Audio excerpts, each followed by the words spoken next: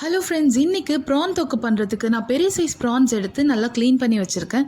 Prawns எல்லாமே பெரிய சைஸுன்றதுனால அதை நான் முழுசாக யூஸ் பண்ணலை, கட் பண்ணி தான் யூஸ் பண்ண போகிறேன். இதுக்கு 2 பெரிய சைஸ் வெங்காயம், 1 பெரிய சைஸ் தக்காளி இதெல்லாம் கட் பண்ணி வச்சுருக்கேன். இதோட கருவேப்பிலை, கொத்தமல்லி, புதினா இது 3 கலந்த மாதிரி கொஞ்சம் எடுத்து வச்சுருக்கேன். அடுத்து 10லேருந்து 15 பல் பூண்டு, 2 இன்ச் இஞ்சி அண்ட் 1/2 டேபிள் ஸ்பூன் சோம்பு இதுவுமே நான் எடுத்து வச்சுருக்கேன். இப்போ இந்த சோம்பு, பூண்டு, இஞ்சி இது 3யுமே நல்லா இடித்து எடுத்துக்க போகிறேன். நீங்கள் இடிக்கிறதுக்கு கஷ்டமாக இருந்ததுன்னா மிக்ஸி ஜாரில் கூட போட்டு அரைச்சி எடுத்துக்கலாம். ஸோ இதெல்லாம் நல்லா இடிச்சிட்டு இதுக்கப்புறம் காரத்துக்கு நான் பச்சை மிளகாய், குழம்பு மிளகாய் தூள் இது எல்லாமே எடுத்து வச்சுருக்கேன். இதுக்கப்புறம் வானலில் எண்ணெய் காஞ்சதுக்கப்புறம் நான் இடித்து வச்சுருக்க இஞ்சி, பூண்டு, சோம்பு இது 3த்தையுமே நல்லா அந்த எண்ணெயிலே வதக்குறேன். ஸோ எண்ணெயிலே வதங்கும் போது சீக்கிரமாக அந்த ரா ஃப்ளேவர் போயிடும், அது நல்லாவே வதங்கிடும்.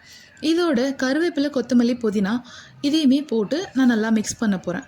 இதுக்கப்புறம் காரத்துக்கு நான் 1 பச்சை மிளகாய் எடுத்து அதை ஸ்லிட் பண்ணி வச்சுருக்கேன், அதை ஆட் பண்ணிவிட்டு நல்லா வதக்க போகிறேன். அடுத்து கட் பண்ணி வச்சுருக்க வெங்காயம் ஆட் பண்ணிவிட்டு அது நல்லா வதக்கி விடுங்க. அது ரொம்ப ப்ரௌன் ஆகணும்னு அவசியம் இல்லை, வெங்காயம் நல்லா குக் ஆகியிருந்தால் போதும். அதுக்கு தேவையான கல் உப்பு ஆட் பண்ணியிருக்கேன். அடுத்து தக்காளி ஆட் பண்ணுறேன். தக்காளி நான் 1 தக்காளி தான் எடுத்திருக்கேன். அதிகமாக தக்காளி போடும்போது புளிப்பு அதிகமாகிடும், அப்போ காரமும் நீங்கள் அதிகமாக சேர்க்குற மாதிரி இருக்கும். அதனால 1 தக்காளி போட்டு நல்லா குக் பண்ணி எடுத்துக்கோங்க. இதோட மஞ்சள் தூள் 1/2 டீஸ்பூன் போட்டிருக்கேன். இதுக்கப்புறம் காரத்துக்கு குழம்பு மிளகாய் தூள் மட்டும்தான் நான் யூஸ் பண்ணுறேன், தனி மிளகாய் தூள் நான் யூஸ் பண்ணலை. நீங்கள் காரம் அதிகமாக லைக் பண்ணுவீங்க அப்படின்னா நீங்கள் 2 தூளுமே ஆட் பண்ணிக்கோங்க. நான் இப்போதைக்கு 1.5 டேபிள் ஸ்பூன் தான் குழம்பு மிளகாய் தூள் ஆட் பண்ணுறேன். இதுவே எனக்கு கரெக்டாக இருந்தது. ஸோ இதோட ரா ஃப்ளேவர் போகிற வரைக்கும் நல்லா வதக்கிட்டு நான் க்ளீன் பண்ணி வச்சுருக்க ப்ரான்ஸை இந்த மசாலாவோடு போட்டு வதக்க போகிறேன். ஸோ இது கொஞ்சம் நேரம் வதக்கும் தண்ணி ஆட் பண்ணி நல்லா குக் பண்ண போகிறோம். ஸோ தண்ணி நான் 1/2 கிளாஸ் எடுத்து இந்த ப்ரான்ஸும் மசாலாவும் நல்லா மிக்ஸ் ஆகிற அளவுக்கு கலந்து விட்டுட்டு ஒரு தட்டு போட்டு கவர் பண்ணி நான் இதை குக் பண்ண போகிறேன். ஸோ தட்டு போட்டு மூடினதுக்கப்புறம் நான் ஒரு 10 to 15 மினிட்ஸ் இதை நல்லா குக் பண்ணி எடுக்க போகிறேன்.